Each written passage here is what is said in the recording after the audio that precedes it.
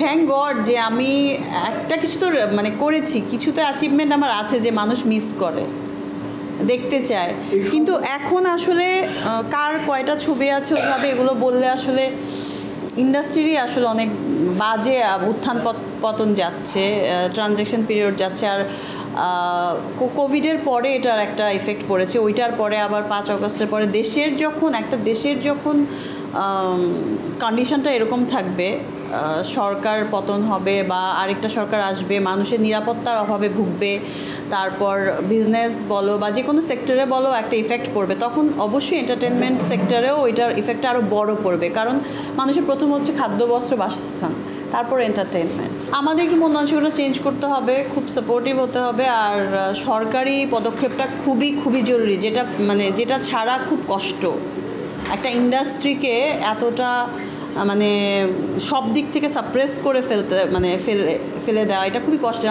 আমার বললে 15 বছর, বাট যারা 30 বছর 40 বছর ধরে আছে ওরাও যেভাবে আক্ষেপের সুরে কথা বলে। আমি 2010-এ যখন করেছি ইন্ডাস্ট্রিতে, তখনও কিন্তু ইন্ডাস্ট্রির অবস্থা অনেক যে ভালো ছিল সেটা না, বাট আমার ছবিটা নিয়ে খুব আলোচনা হয়েছে। দেহরক্ষী একটা সুপার হিট ছবি ছিল, আদারওয়াইজ আমি এই জায়গায় বসে থাকার কোনো ছিল না, স্কোপ ছিল না। আমার ফ্যামিলির বাধা ছিল, আমার কোনো ব্যাকে এমন না যে সাপোর্ট দিয়েছিল কেউ যে আমার কাজ খারাপ হলে আমাকে আরেকটা কাজে ইনভেস্ট করবে অন্য কেউ অ্যাজ এ প্রডিউসার। সো আমার ছবিটা হিট হয়েছে, তারপর ফুল অ্যান্ড ফাইনাল আসলো, রাজত্ব, হিরো দ্য সুপারস্টার, রাজাবাবু, আরও অনেকগুলো ছবি। সো ছবিগুলো বিজলি, অ্যাকশন জেসমিন, যেগুলো আমি ভাবিও নাই যে আসলে এইভাবে মানুষের কাছাকাছি পৌঁছে যাবে। মানুষ এত ভালোবাসা দিয়েছে আমাকে। আমি যাদের কাছ থেকে একটা কথা আমি আজকে বলি, যাদের কাছ থেকে খুব এক্সপেক্ট করেছিলাম যে সাপোর্ট পাবো, কখনোই পাই নাই। এবং আনএক্সপেক্টেডলি আমি যখন ভাবিই নাই যে এইভাবে আমি সাপোর্ট পাবো অন্য একটা জায়গা থেকে বা অন্যদের কাছ থেকে, সেটা পেয়েছি। এটাই লাইফটা আসলে আনপ্রেডিক্টেবল।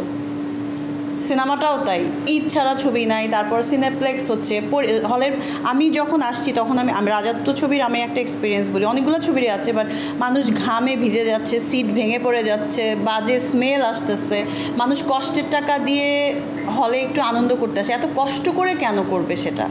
হলের তো ওরকম কনস্ট্রাকশনের কাজ আমি দেখিই নাই বছর পর বছর, তাও যে আমাদের ছবি মানুষ দেখে আমার নামটা মনে রেখেছে। এই যে এখন তো মোবাইল একটা অন করলে পৃথিবীর সব কিছু দেখতে পায় মানুষ, তাই না? তো এত উন্নত হয়েছে যে সব কিছু, তো আমাদেরও তো ওই কম্পিটিশনে এগিয়ে থাকতে হবে। আমরা শুধু পিছাচ্ছি আর পিছাচ্ছি। কীভাবে আমি একটা এক্সপেক্ট করবো যে এত কষ্ট করে মানুষ হলে গিয়ে সিনেমা দেখবে? আর সিনেপ্লেক্স হোক আর সিঙ্গেল স্ক্রিন হোক, হলের পরিবেশটা সুন্দর রাখতে হবে।